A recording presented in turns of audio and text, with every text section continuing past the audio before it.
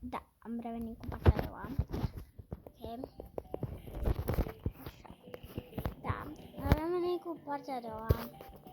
Fetele și sora am mers puțin la concert. Ok, am mers la doctor. Să am mi-o cred mai bine să mi ora ceva unde găsim diamante și unde am găsit diamante, deci ok. Mergem la două moști aceștia, da, pe toca-boca. Da, și îmi place să mă joc toca-boca. Da, cineva a venit.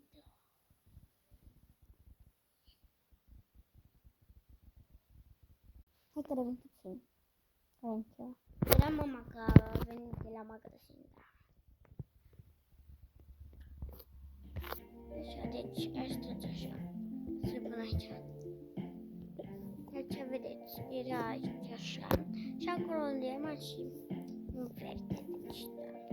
Îmi place cea costumul care am luat de aici.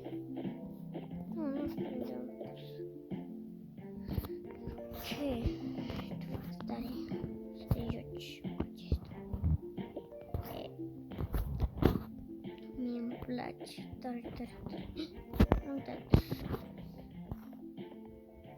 Ok. Costumul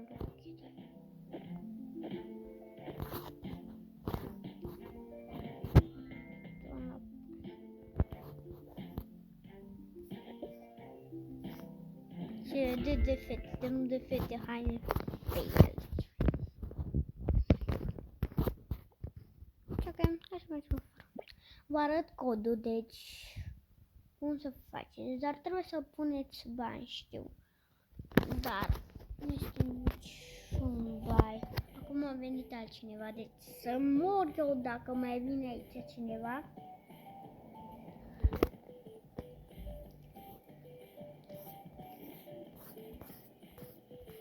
A venit, da. Ca mine trebuie să timp. Da, spuneam eu. Trebuie să merg altundeva, da.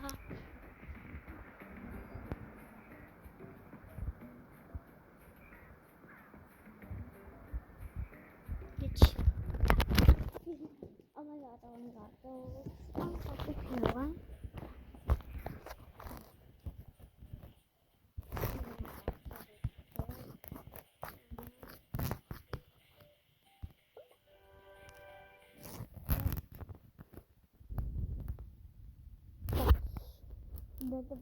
Deci să mor eu dacă vine cineva și striga.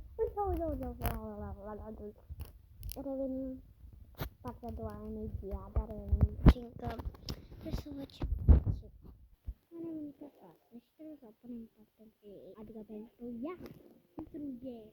Deci nu are unde să dorme și o să dorme așa lângă ei. Așa, o să le luăm în brațe, așa o da.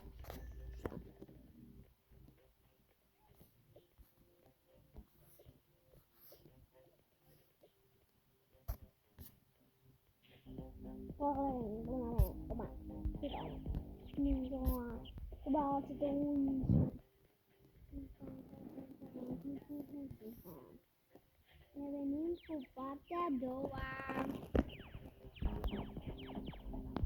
Pa! Nu cu toca-boca pe altceva, deci ok? Și vedeți pe care văd pe YouTube. Așa, o să vedeți.